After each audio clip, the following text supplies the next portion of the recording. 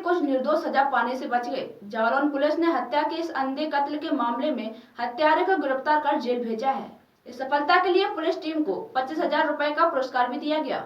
जनपद जालौन थाना अंतर्गत ग्राम छिरिया सलेमपुर में बीते 1 नवंबर को हुई एक महिला की हत्या के मामले में आज जालौन पुलिस ने 3 नवजात निर्दोष आरोपियों को जेल जाने से बचा लिया है और असली आरोपी को गिरफ्तार कर जेल भेजा है।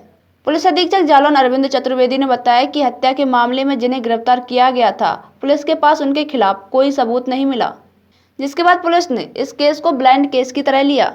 वहीं पुलिस को सूचना मिली थी कि आरोपी अपनी बहनोई के यहां छिरिया सलेमपुर आया था। जब वह शराब के नशे में घर जा रहा था, तभी रास्ते में दुकान पर बैठी महिला पर उसकी नीयत खराब हो गई, जिसके बाद आरोपी ने महिला के साथ दुराचार करने का प्रयास किया, लेकिन महिला के शोर मचाने से वह घबरा गया और उसने वहीं पर रखी कैंची से गोदकर महिला की हत्या कर मौके से फरार हो गया था, जिसके बाद पुलिस ने आरोपी को संबंधित धाराओं में जेल भेजा है।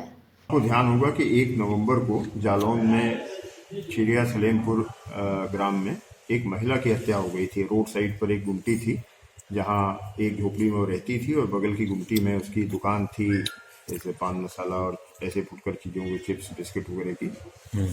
उसकी हत्या हो गई थी। इस हत्या ये ब्लाइंड थी, यद्यपि इसमें 3 लोग नामजद किए गए थे, लेकिन प्रारंभिक जांच से उन 3 लोगों का हत्या में सीधा शामिल होना प्रमाणित नहीं हो रहा था। पुलिस के लिए एक बड़ी चुनौती थी कि एक और इसमें नामजदगी है और दूसरी ओर प्रमाणित नहीं हो रहे, तो हमने इसको ब्लाइंड केस की तरह से लिया और एक टीम बनाई गई उसके लिए। और मुख्य रूप से हम लोगों ने ये देखने का प्रयास किया कि गांव में क्या संदिग्ध एक्टिविटी थी, कौन से ऐसे संदिग्ध लोग हैं, अपराधी हैं, बाहर से आने वाले गांव के, जो घटना के समय तो थे लेकिन घटना के बाद उनका आवागमन संदिग्ध हो गया।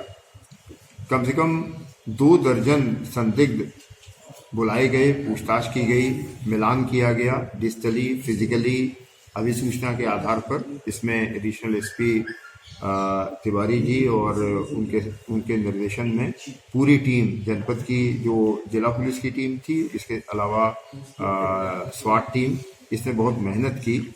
और इसके बाद एक व्यक्ति ऐसा समझ में आया जिसके संबंध में सूचना प्राप्त हुई कि जिसका आवागमन अपने एक रिश्तेदारी में उस रात, जिस दिन की घटना है उस दिन वहां प्रमाणित हुई उसकी उपस्थिति, उसके बाद भी वहां मौजूद रहा, लेकिन कुछ दिन बाद वो वहां से हट गया और उसका आचरण संदेहास्पद लगा।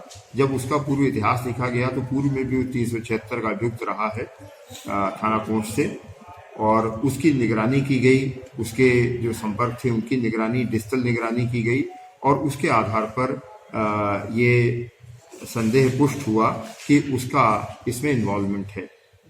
उसकी गिरफ्तारी के बाद जब कड़ाई से पूछताछ स्थानीय पुलिस ने की तो टूटा और उसने बताया कि वो गांव के पास ही उसने जुआ खेला, शराब पी, उसके बाद फिर वो गुटखा लेने के लिए इस दुकान पर आया।